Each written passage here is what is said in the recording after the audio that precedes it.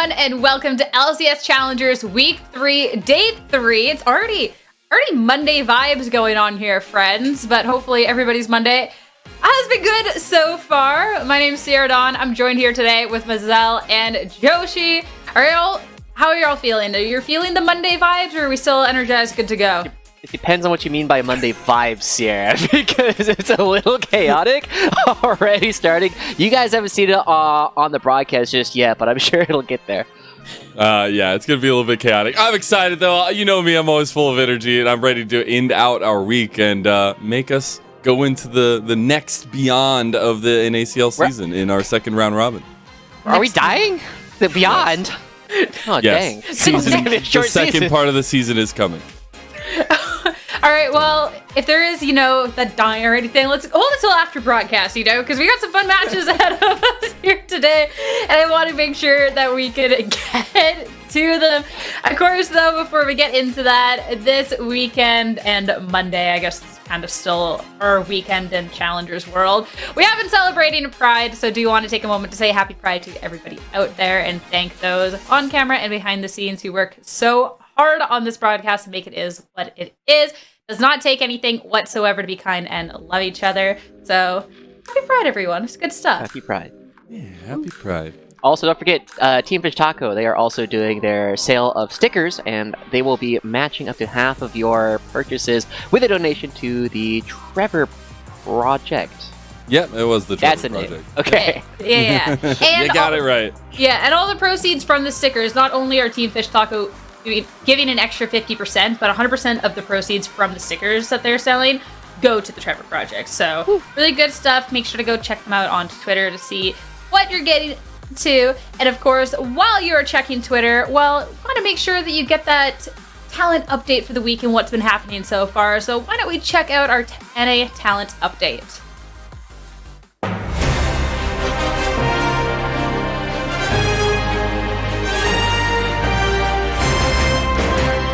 Hello ladies and gentlemen, welcome back to the NA Talent Update. Not only do we have 2 weeks of Challengers action to get you through, but we also have OQs going on alongside our Challengers League. To update you on all things OQs, we have Summer to help us out.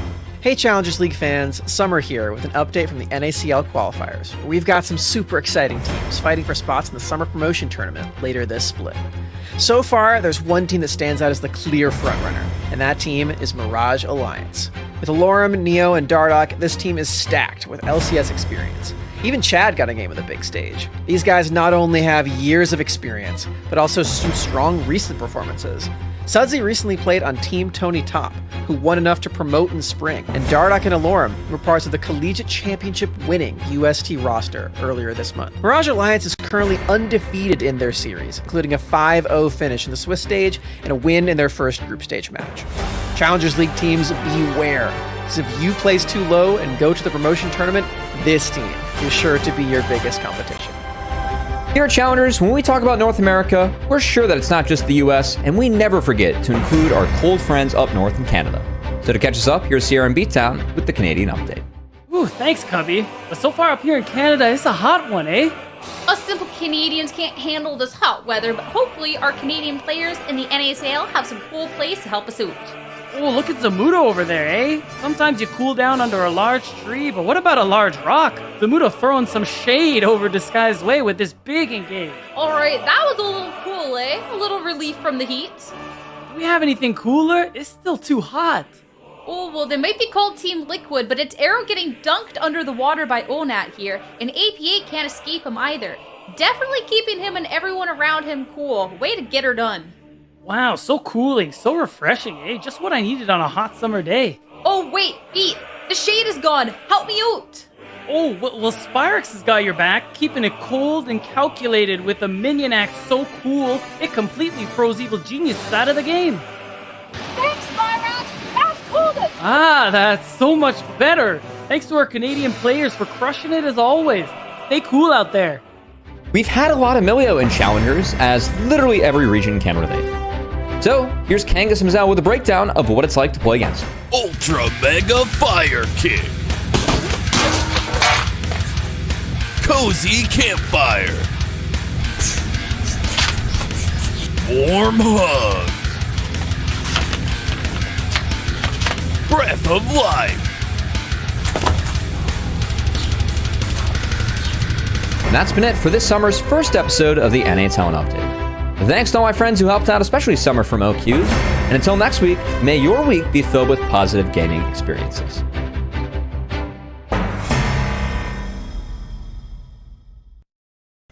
That's all I gotta do, Lennon. That's all you gotta do. That's all I gotta do. Just let me kick a beach ball at you. Result, All where'd right, you? that's a good deal. And then it goes into the end. You know, it's a chain of events. But that was my favorite part of that whole video. Just because I got to physically kick a giant beach ball at Steve. What is with play-by-play casters and assaulting Steve? This is You not tell the me, first time this did it happened. not look satisfying? All I'm gonna say. All right, that's all I'm gonna say. This is all right. Clarification: we do not condone violence against Steve on this broadcast. not, all we right, do not. so do Only- not go only looking for roommates. Steve to try and go and kick him. All right, it's that's a No, Mazellan look for him on the other thing. broadcast though, and you could like send some emotes his way. You can say some words. I'm not gonna tell you if they have to be nice ones, but just no kicking him. All right, I feel like. Sarah, all it's right? Pride Month. Come on. Yeah, come on. I'm not gonna tell people that they have to go be nice to Kangas, but I'm just saying don't Oh my kick God. him.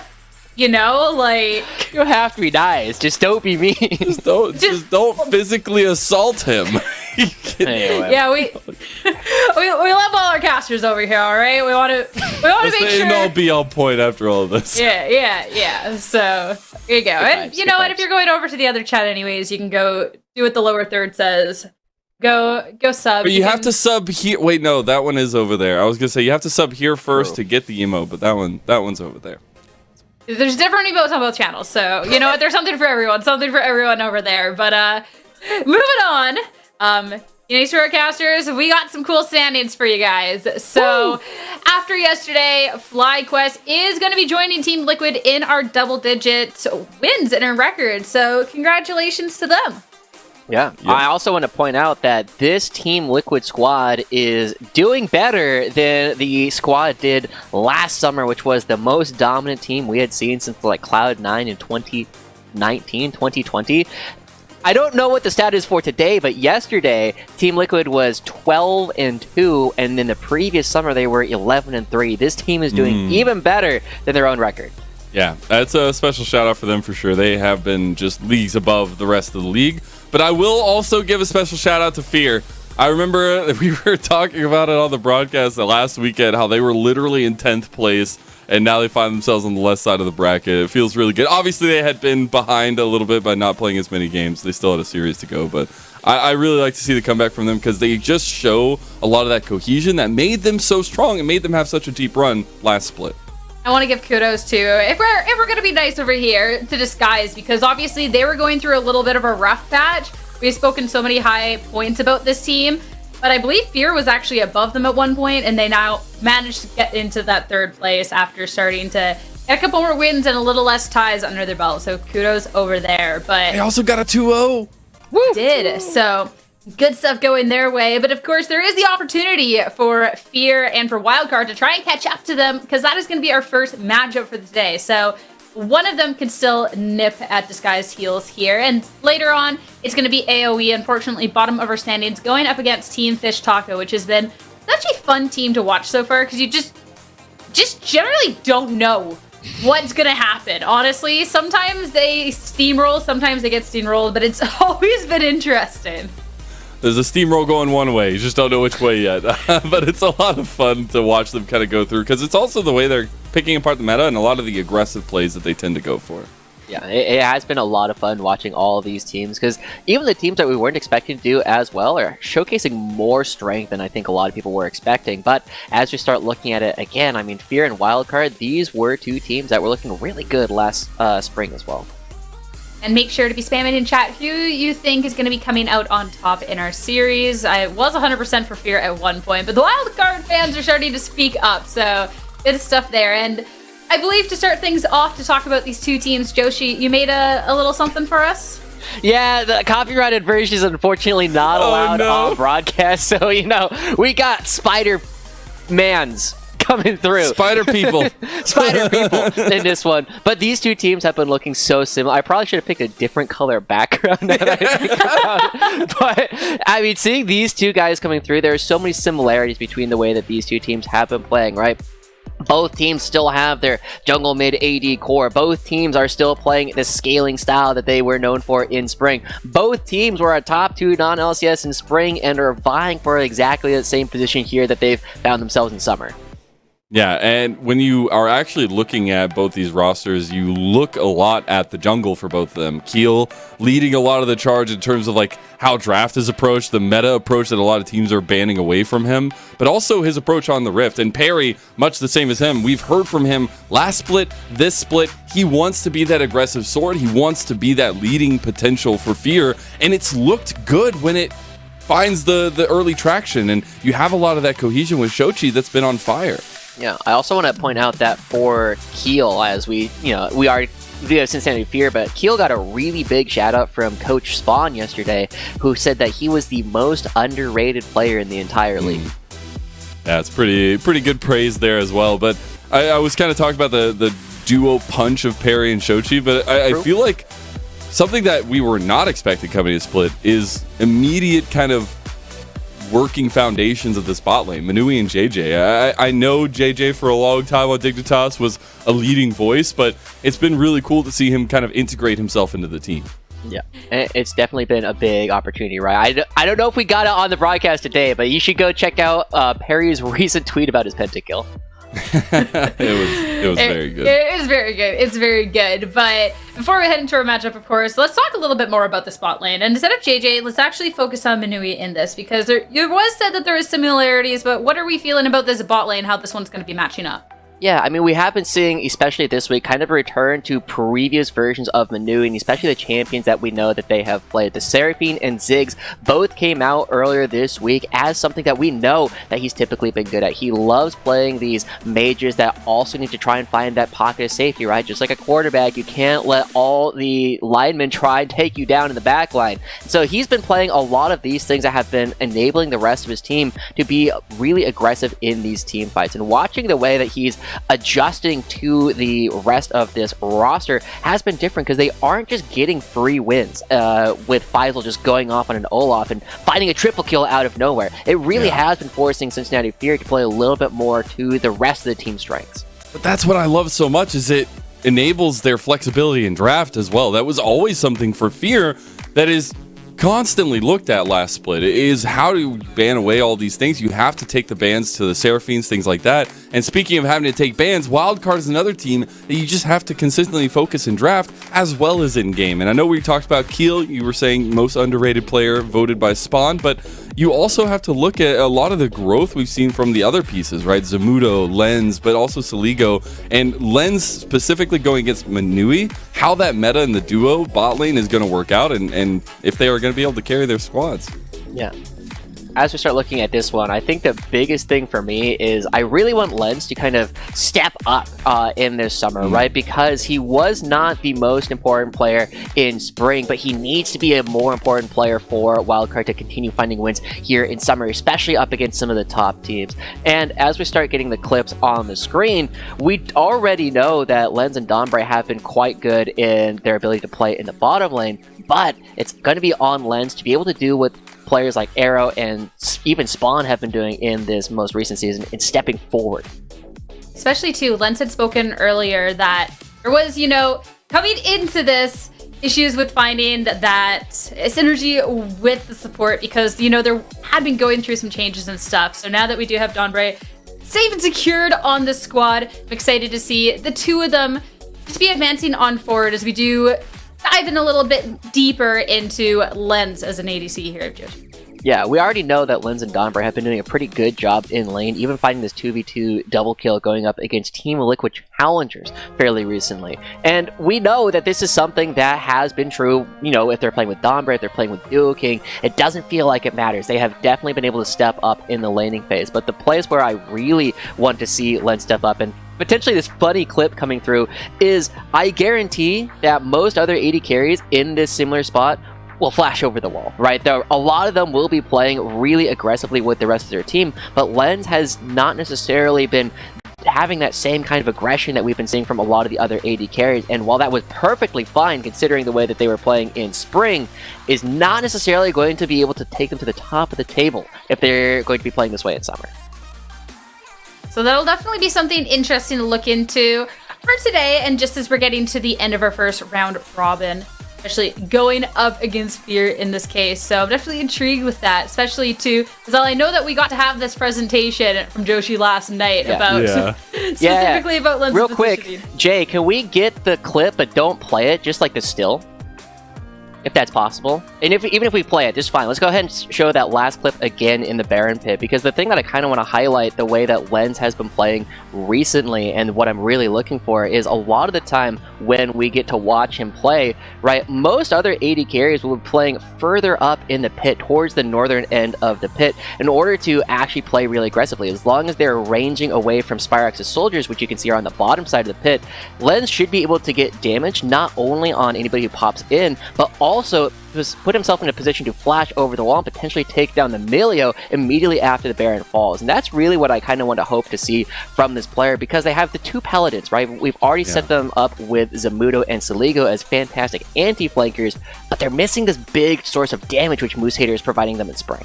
Exactly, and you want to see that kind of aggressive initiative given by an ADC, right? You always hear about the killer instincts. Some of the best ADCs will know exactly when to go in. I have a little bit of, I guess sweets over at LPL because I get some of the best ADCs in the world. But when you watch Ruler, right, he's willing to take those big aggressive stances, and that's the kind of step up that I want to see from Lens as well. And then I'm curious then, seeing this growth from before as well as this year, is this something that you think should just be fixed sooner rather than later? Is just like, oh, these little mistakes, or whereabouts do we think that he is on that developmental track and getting that killer instinct? You know? Ooh, okay, so the hot take is, if you aren't going to be willing to take risks, you are much closer to your peak than somebody who is willing to take risks, right? That's why I've been so excited about players like Spawn, because we knew he was going to be this really defensive AD carry for a long time, and you can be really, really good at that. But now that he's stepping forward, even though he's losing his team more games than he was before, he's also setting himself to win his team more games when he finds that sweet spot of how to actually take those aggressive stances. So Really interesting. Yeah. it is, honestly. So I'm hoping then from Lens that we get to see a little bit more of that risk going on forward, and maybe today, because of course these two teams right next to each other in our standings, and such good teams in their own right. So excited to see how this first game is going to be shaking up. We're not going to have to wait long. Our draft is ready, so this is the time that I say goodbye to you two and then listen to our game. Bye, Sierra. We'll see you soon. We're going to be getting a draft now. Thank you so much, Sierra, for setting us up. But it is now Fear on the blue side, Wildcard on the red. We're looking at the drafts, all right? There's a couple bans that need to probably come out for both sides. Unless we're just going no holds bar, then I'm cool with that, too. Just no bans. No bans. We get the Garthuses, we get the Seraphines, Syndras, Ziggs, we get everything. No, I do expect some more calm bans coming through as well. There's that Seraphine ban that always has to go Fear's way. You do have the Jace ban first, though, by Fear, and the Azir to follow that. So some very specific focuses right now towards Wildcard. Yeah, and I think it is worth noting, right, that given the option, Wildcard will almost always choose to play on the red side of the map, right? They have been so focused on their ability to actually get a lot of counter picks, and you can actually see that while they are still sitting at about the same win rate based on which side they are on, Wildcard have 11 games so far on red side and only 5 so far on blue side this split. Every single time they have the opportunity, they have been taking this red side, and it has been kind of playing to the same strengths they had in spring, right, Lennon? You had so many weird blind picks that you could go for. You could flex them to whoever you wanted. That's the fun part. That's why we were kind of saying, like, what do we end up seeing here in this first draft? But we do get the Zaya banned away from Led, so he's not going to have that safety that we've seen him go to plenty of times before. It was also the LeBlanc ban towards Shochi, so trying to take away the static Shiv. But trying to also take away a lot of that side lane pressure that can potentially be played through from Wildcard. Yeah, and it's definitely a really big note to see that the Ziggs is getting banned here as well, taking away from the new and forcing him onto these more traditional AD carries. Now, there are still things you can play in the bottom lane that are not the traditional mages, or not the traditional AD carries, but Minui has really showcased that they have been much more preferring to play marksman so far in the split than they have in previous versions. And interestingly enough, Cincinnati Fear, they're going with the Realm. I love it. We get the Rel first pick, rising like a rocket through priority, it feels like right now. Maybe a rocket and a horse. I don't know how to tie those two together. But we do get the Nico on the other side, which has made it through, as well as the Kindred for Keel, something Perry knows very well on the other side after recently having a Penta on the pick. True, and we know that this Kindred, it feels like it continues to rise in priority right now as more and more players are realizing, wow, if the early game just goes fine, you don't even have to do anything super exciting. You just have a Kindred on your team all the time. You just have double marksman cup, that works. Yeah, and that's been so strong with the power of enchanters, and now I'm a little bit surprised to see that this Rel coming out relatively early. Whoa! He actually locked it in! It's actually there? That's crazy. Okay. Let's go! Let's freaking go, man! We recently learned that this was, in fact, Shochi's favorite character. Yeah! Right? He is super, super excited to play this, and this has to be prepared counterpick to the Nico. You don't just leave Nico up without having something prepared to play against awesome. it. Yeah, and the one thing that is really going to struggle for Nico, and why I'm interested in how this pick will play out, is because you don't have a stun. You don't have anything to stop the Katarina ult for a long time. It's a very slow-acting crowd control, and that gives Shochi a lot of time to play around with the Blade Roll. And also, just the strike you can have with a Rel Cat combo. I'm actually really interested at that, because mid lane is going to be a bloodbath. We do get a bit of response, and I actually really like this from Wildcard, just try to solidify themselves a little bit more, and also a lot of CC to provide towards that Katarina. Get the Nautilus.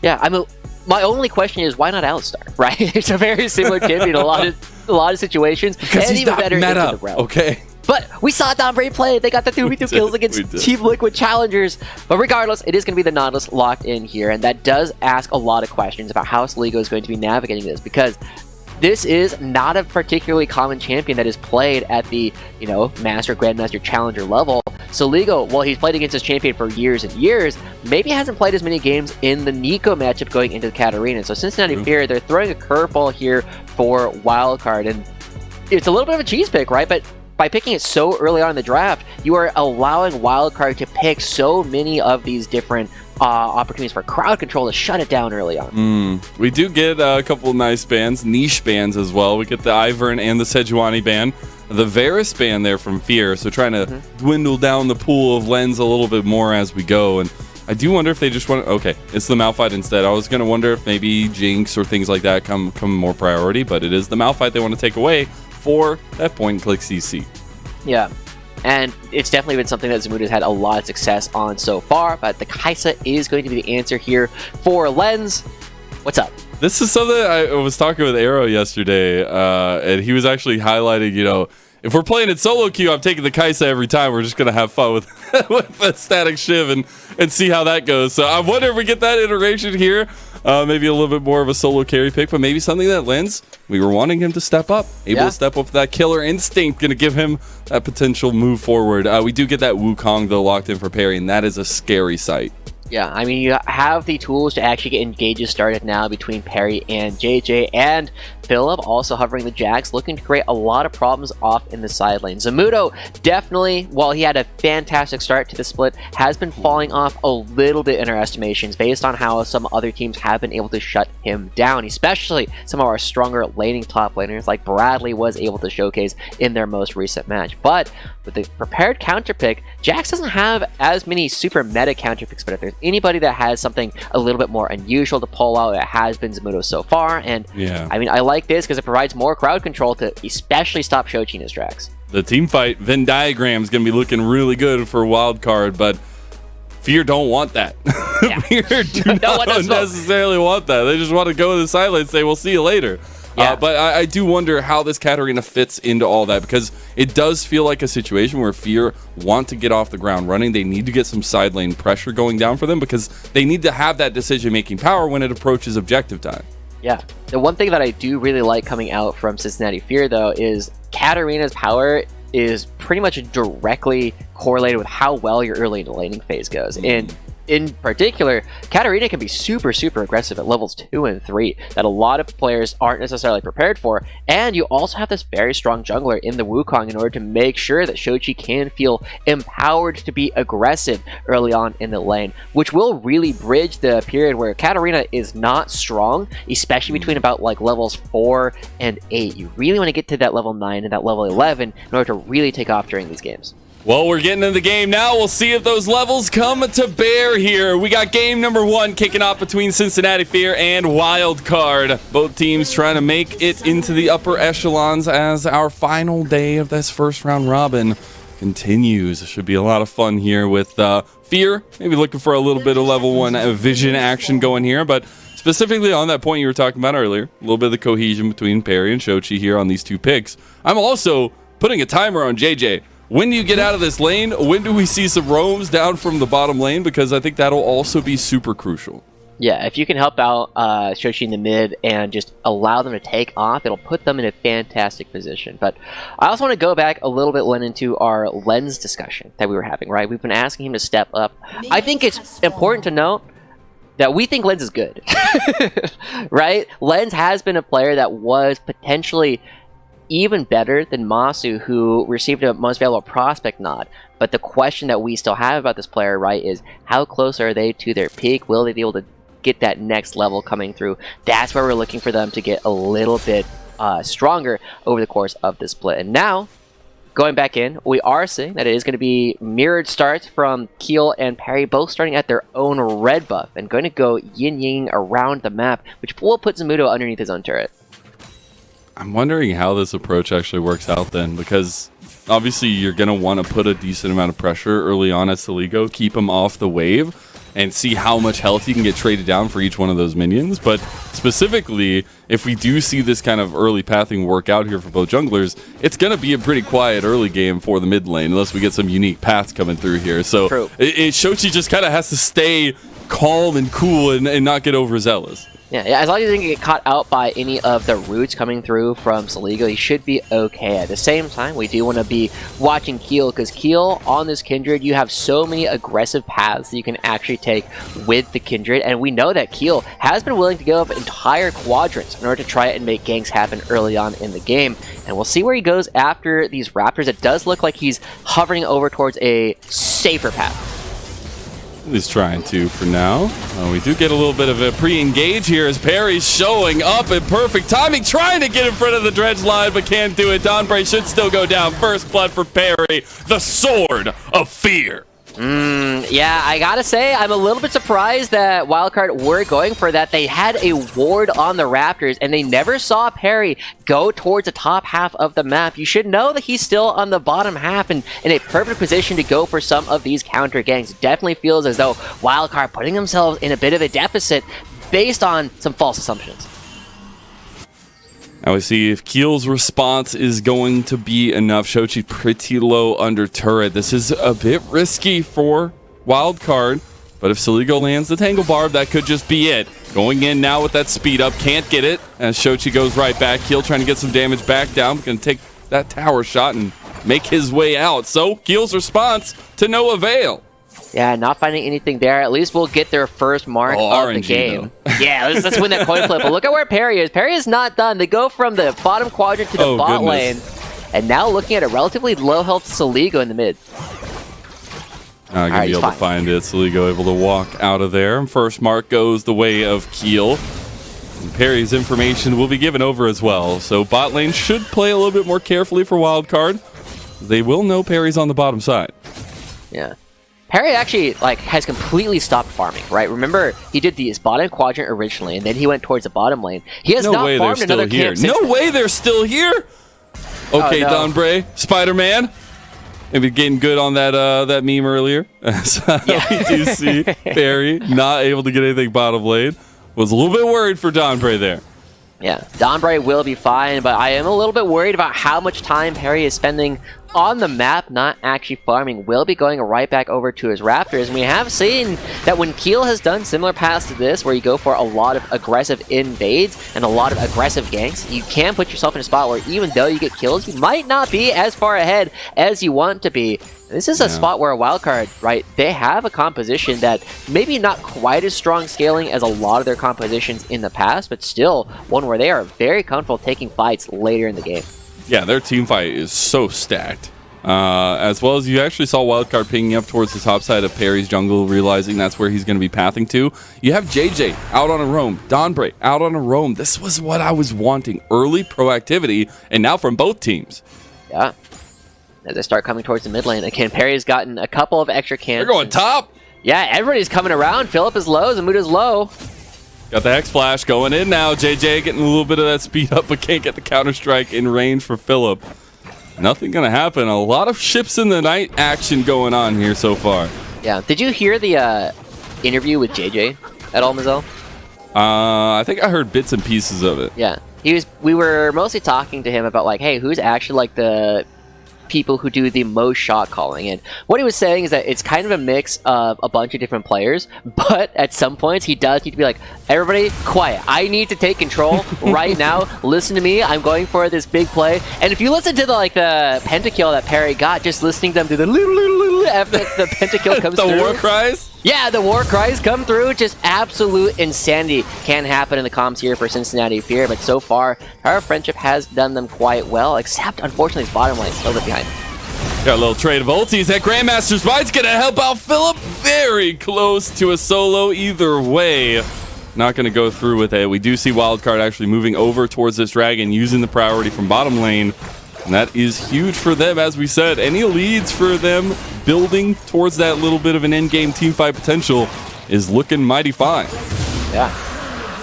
This is also really good for Saligo, handling the Katarina matchup very handily. We have not seen Shochi go for anything particularly aggressive so far, and the one time that we did see Perry come through towards the mid lane, Saligo just walking out of that, and now Saligo, I mean, doing a fantastic job. Oh my goodness. Just keep throwing those thumbs up, Shochi. It'll be okay one of these days. Yeah. This is looking rough, right? We had a lot of highlights coming onto this Katarina coming out from Shochi. We knew that it was one of his favorite characters to play, but I mean, Saligo not phased at all. Shochi is really going to need to find a team fight in the near future, you know, probably around level 11, where he can just pop off and snowball the game out of control. We also see he's going for a more traditional AP build, so instead of something like the Kraken Slayer or the Static Shiv even. So it always is curious for me, and I actually like a lot of these forward moves, especially early on into a series itself, where if you have this pick, and yes, right now it's not going so well, but there's still a long game ahead of us, this pick upsets the entirety of draft when you're facing Fear, right? Because you can no longer, if it was working out very handily, you can no longer pick the Nico, things like that. So you're trying to upend a lot of the strategy from your enemy team, and I like that attempt. It's just about making good on that. So far, early game, not that, but we do see a lot of movement from Fear now, trying to be active on the map. Yeah, both teams sending all 5 members towards the top half of the map in order to play for the Rift Herald. But Philip doing a good job also taking Zamudo down to half. Oh, Keel going preemptively, though. Let's get Shochi out there. Might find JJ in the end. We're going back and forth. A little bit of up and down. But back to this Rift Herald contest. Oh. There's the ulti split again. Philip wants to still take this fight, though. Getting close. Zamudo flashing. Philip flashing as well. And that could be it. Solo bolo to Philip. Traded right back to Zamudo. I can tell our observers are trying to figure out exactly where it's supposed to be. Kills happening all over the place. I guess just the 2 of them. But so much preparation for action that doesn't end up resulting in anything on the rest of the map. Just the 1-for-1 being traded out. And this is looking pretty good for Philip, right? Zamudo did have this counter pick prepared, ready to go on into the Jax. And so far, I mean, Philip doing a fantastic job getting ready to scale into the game. And even with the ultimate coming out from Zamudo, you see it's not doing a whole lot of damage, right? The Grandmaster's Might gives you a lot of extra resistances, and if Philip doesn't go too far here, like, it's just a clean kill. You could tell he thought about flashing for like half a second. He's like, let's go for it. Yeah. You love to see that kind of stuff for Philip, but also, giving something over to Zamudo is not necessarily the greatest. We'll see if that side lane pressure can even amount to anything here, and if Philip can try to continue getting a little bit of that pressure for himself. Yeah. That's going to be another really important thing, right? These two solo laners from Cincinnati Fear. We thought we were going to be spending most of the day talking about the AD carries, but they have set themselves up in a position to really take over this game. And one of the things that we have been seeing from Philip in particular, right, is in some of the first games. Do you remember the Gragas game where he was just body slamming everybody and killing everybody? They still lost that game, right? And that's going to be one of the things that we really need to see from Cincinnati Fear is maybe JJ taking over that voice of reason in order to help them make good decisions in this one, because we know that Philip has been, lost in the sauce a couple of times so far this season. You gotta hone the chaos, mold it into a weapon. He's no longer Mama Bear, he's a blacksmith. What was his name? Big Poppy. That's what he wanted. Big Poppy. I think that's what it was. Or maybe it was Papa. It was one of the two. We're gonna go with that, sure.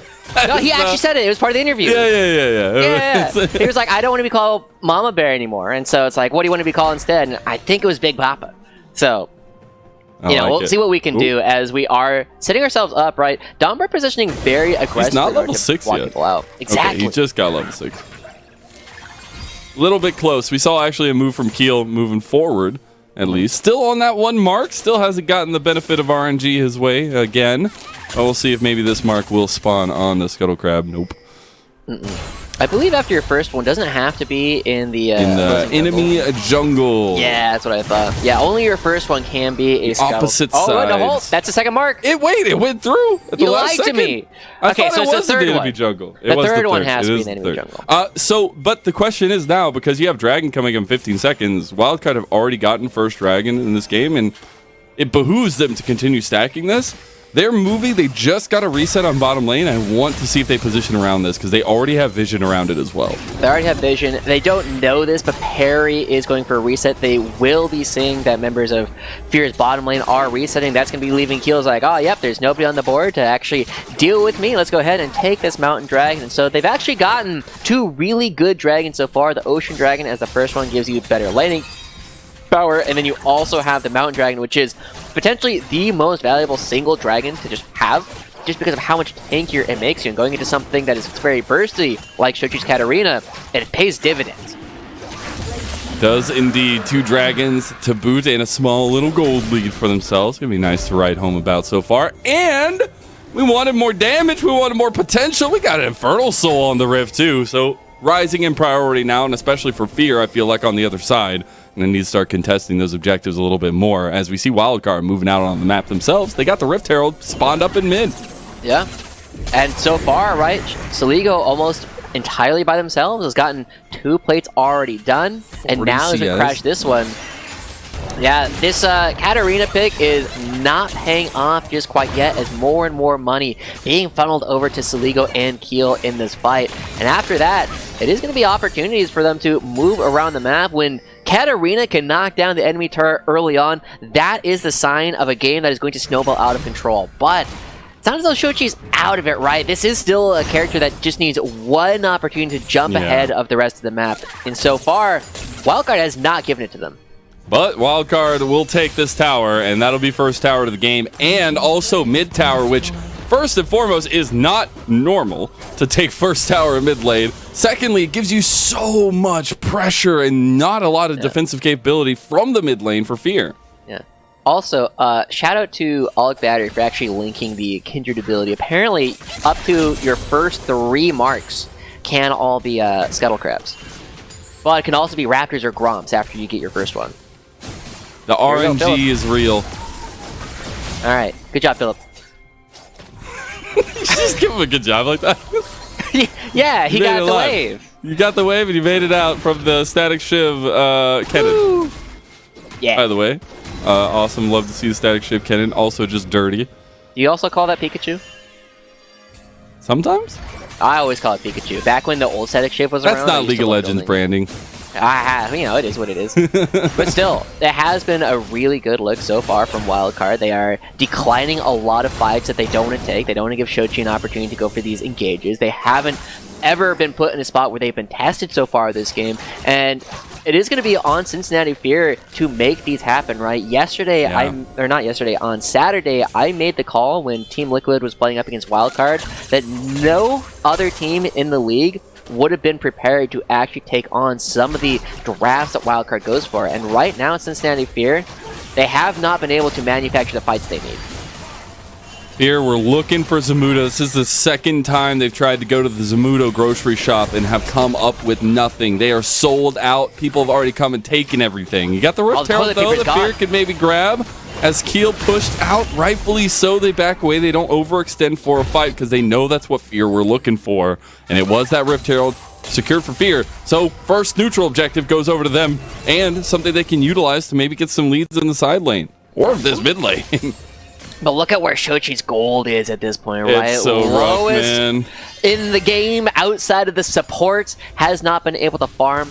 Really needs to accelerate this character at some point, but doesn't look like it's happening anytime soon. That might have been an opportunity for a Wildcard, right? If they had known that Shochi was down here, which they might have, I just wasn't able to identify that, they could have potentially gone for that fight, because that is the one player you need to be really afraid of whenever you start going for these fights, especially on neutral objectives, because if they're hiding in the bush and you don't know that, you start getting low, reset, hop, hop, hop, that's a lot of damage coming out. But Cincinnati Fear, at the very least, are doing a good job making sure that they can get as much money across the map in these pushes. It's classic solo queue scenario. Donbray's literal job is to stop any CCs. Zamudo, though, getting a nice slicing maelstrom. Luckily, Philip went ahead and finished off that tower. If not, it could have gotten a little bit darker up there. But they finally, after a third time, will make good on the gank towards Zamudo. Yeah, they finally take it down. I love that Philip has to flash to kill the turret in order to make that play work, but they are going to be getting so much off the yes. Heel's going to be getting this bottom lane turret, but up in the top side of the map, this Rift Herald is going to be crashing, and that is effectively 3 kills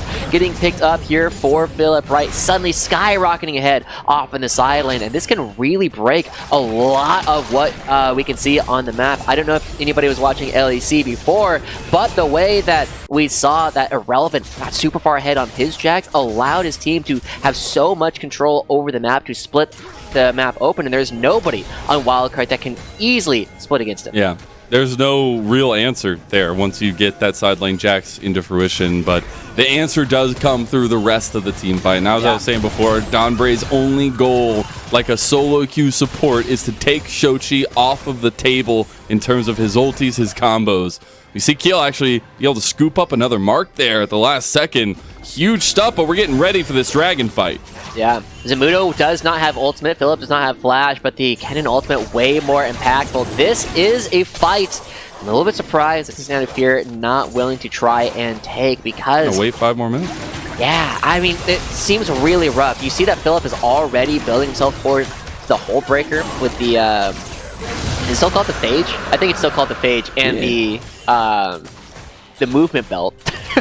I'm not doing good on item names today, but he's got the... Curious. Yeah, that one. I don't know Really? if that's how you say Curious or whatever. If I had the word moon in it. Anyway, either way. It is the winged moon plate. Alright, there we go. It does have the Got one of the words. Woo! I got moon. Working together, we can fight it out. Look at that. Teamwork. Teamwork! But either way, he's already building towards the Hold Breaker, right? That says that Cincinnati Fear are not looking to contest these fights, and I feel like this is a little bit early for Philip to make that decision to go for the Hold Breaker. If they go for this fight and that 2,000 gold is spent on team fight stats, this is a fight that Cincinnati Fear could have tried to take, but now they're putting themselves into a spot where they have to fight for the next dragon while Jax has a Hold Breaker, and also while Wildcard is threatening to take the soul. Yeah. I, through all this, still have to highlight, okay, Zamudo. JJ just really wants to kill Zamudo up here. Like, he has literally visited him over and over again. But he got Saligo joining in as well, but it gets locked out, taking out a double kill over to Philip. And Phil, I mean, now the Hullbreaker looks like it's genius, right? He's going to be so good at splitting. He is so fed. He's going to be able to do anything he wants on the map. And look at the response from Wildcard. There is nothing across the board. Cincinnati Fear stumbling their way into a perfect position on the map for Phil to take over this game. And like you were saying, JJ, clearly something about Zamudo does not sit right with this guy, continuing to come forward, flashing for the ultimate. And even as Sligo comes in here, he just doesn't have the damage. I wish we could talk to JJ here between games. Be like, yo, what did Zamudo do to you, man? Like, is it just Philip that wants to kill him or what? We are seeing Perry and Fear be a lot more active now and making things work. They were circling around a 3,000 deficit, and now they've closed that lead 400 for Wildcard.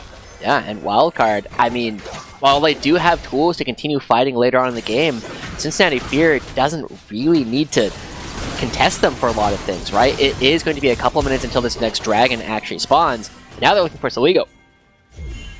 Get the TP in here as well. Shochi trying to catch him out, does get the ulti out there, but a TP in response should even things up. Zamudo showing up and the rest of Wildcard hovering over this top side. Yeah, teleport being committed from both Zamudo and Philip. Feels like a interesting play coming through from Cincinnati Fear, right? This is one of the things where it feels like JJ has been trying to take control of this game, right? You've been seeing him making plays all over the map in order to try and put Cincinnati Fear in a position where they can play.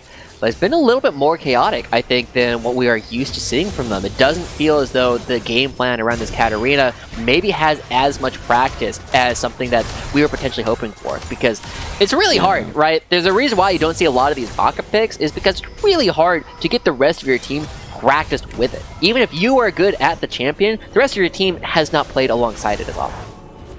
I'm also just so curious at this Hullbreaker build, because it does seem like Philip is hovering his team very heavily, or at least we're getting a lot of that movement early on, just to try to use his lead to springboard the rest of the team off of. Because while you were kind of talking about some of this stuff for Fear, I still do have a lot of fear for Fear over on Wildcard's side if they can find a lot of that consistent team fighting effort and the Venn diagram can come to bear. And this is where we got to be careful. Philip going in. Finds Saligo. Can't overextend though. Shochi a bit caught in transition there by Dawnbray. We get the push in mid lane though from Fear. We are rapidly approaching the point where it's like the way that Philip plays with this Hullbreaker is going to make or break the way that Wildcard and Fear are going to be taking this first game, right? You build the Hullbreaker to go Hullbreaking. You go this item in order to take turrets in the side lane. This is the first time that Philip is going to be doing it since building that item out. And I really want to see him create a whole lot more pressure, because so far, people don't have to match him yet. It is that teleport. They're going in. They're taking the fight. This is what Wildcard needed to do. They find Manui as the big pop blossom comes through. Philip is trying to join the team, but he's a little bit late. Maybe not. There's the Katarina ultimate, but isn't enough. Lens goes down.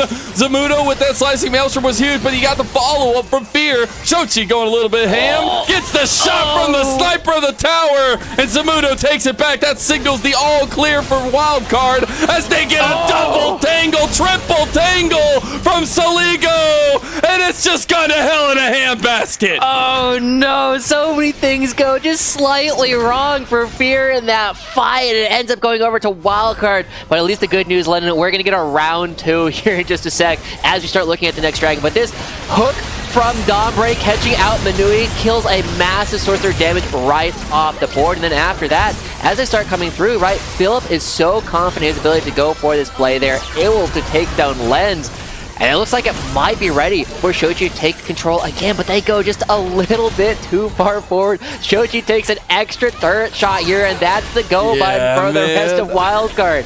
And here, how does it go so far? it's wild.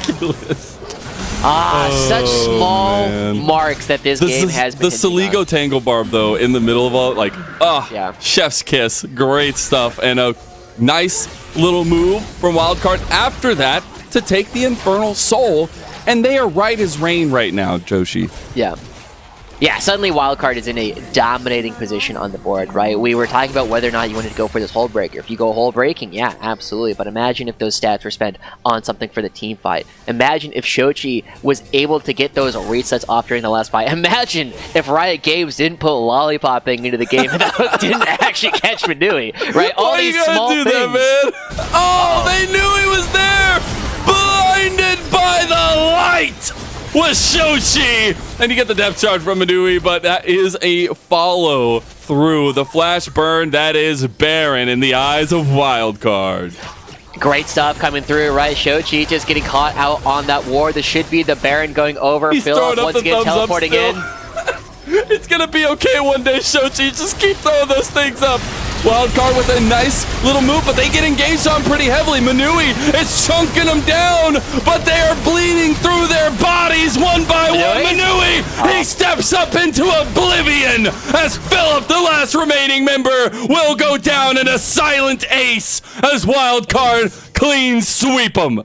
Oh, I love the aggression coming out from Manui in that last moment, trying to salvage a broken fight. He knows that this game is getting harder and harder, and now Wildcard, even though they lost a lot of their Barons, have enough control over the map in order to start taking down a bunch of these turrets, a lot of this standing gold. And here, this basically starts off as a 3v4 for Wildcard, right? They commit to actually going for the fight while members like Keel are still hitting the Baron, and it allows Manui to stack up a ton of these chakrams, take down a couple of extra moments to fight. And then as Philip's Hullbreaker turns back on, unfortunately, he just doesn't have enough HP to make the extra resistances matter. It's really good decisiveness there. Wildcard just walked straight into the bush into a big wombo combo, but that is the problem, right? You can always look back at previous decisions or previous things and find the answer to reality, and it is the fact that Wildcard were just ahead of you. They have the Infernal Soul. They have better structure, at least in an early game, to support those kinds of moments. They didn't have Shochi. Right, that was the big difference, right? With so many people going down, that's a ton of extra damage that Shochi is providing for the team that, unfortunately, we just haven't seen leverage basically at all so far in this game. And now... I saw one ulti. Oh, wrong monkey. Oh, Perry. Gonna want that one back a little bit. All right, the Krugs will get the brunt of his ire. Yeah, normally it's wrong monkey. This time it's the wrong lizard. As Keel goes a little bit more aggressive here. Look at where Philip is at this point, right? I mean, as long as he doesn't have a wave, his split push is not threatening. They get to see nice little bit of wave clear available to Fear, but no response. We were saying, oh, well, it's gonna be crazy when Philip gets his side. Wildcard have no answers to it whatsoever. Well, now they don't have an answer to Celigo in the side lane, and honestly, answers are coming up thin across the table. Yeah, this has definitely been a game where I feel as though Celigo in particular has been a massive player for this team, right? We already know that he has been a fantastic team fighter throughout most of his career, but the way that he's been able to navigate a lot of these team fights, lock down a lot of threats from Cincinnati Fear, has really set themselves apart. And of course, Dombre, I mean, the one flash over the wall to pick up Shochi, winning them the Baron, putting themselves in a spot where they have taken all 3 turrets outside of the base from Cincinnati Fear has really helped out. The Turo Baron buff is really the big thing that Dombre won for his team. It is really awesome to see the composition coming alive here as well, because all Celigo needed to do was kind of keep guard of Shochi to some extent and really make a way of keeping this Katarina down but not overextending too much. You saw a lot of pressure early on in the laning phase, and it just continued, enabling the rest of Wildcard. So while his score is 1-1-7, I feel like a lot of the early pushing and a lot of early lifting was done through Celigo, as we'll see him beating out Philip here, making him think it might just be Zamudo, but it's not. And it might just be Celigo, but it's not, because Keel's there too, but the Hullbreakers buying so much time. It looks like Wildcard want to commit. Shochi immediately having to flash. Donbray trying to find the engage here. They do find JJ, and that'll be Zamudo carving him up. And a very tempered response also from Lens. I was looking to see what he was going to do in that fight, right? He lands the W. Does he go in? He doesn't, but I think it was actually good in that spot to not go for the really aggressive play. Now, Cincinnati Fear. Lens! Oh, he's in a little bit of trouble there as he does flash. It'll still be the follow flashes coming through from Fear to make sure they get the kill, but now they don't have any way out. Perry's just trying to make his way out, but he cannot, as you got so much damage from Keel. Saligo comes in and finishes it off. Meanwhile, Zamuto's almost down. This just feels like opening doors right now. Are we playing Scooby-Doo as Keel goes on a killing spree in the end? Yo, there's little bunny Foo-Foo popping them on the head one at a time, and now, Manui. Man, Manui, he just cleansed that one. He got the tower shots coming through as the Lamb's Respite is going to save JJ for a little bit longer. He gets exploded by Saligo. And the door is just opening to the base. I was just going to set up for yeah, Cincinnati Fear had, not again. Not again. Oh my god, Dombray's looking like a child with a lollipop at this point. Huge stuff for Wildcard and a game 1 destruction of Fear. Yo, somebody is going to really need to add some people on Twitter. It's like, yo, what is going on with this Nautilus hook? Over and over again, Dombre just finding the targets that they need to. But wow, what a game coming through from Wildcard. Can we bring up the gold grab really quick? Because that's just insane. That's great, yeah. It's literally one fell swoop of a game. Within 5 minutes, they literally won the game. True. That's kind of insane.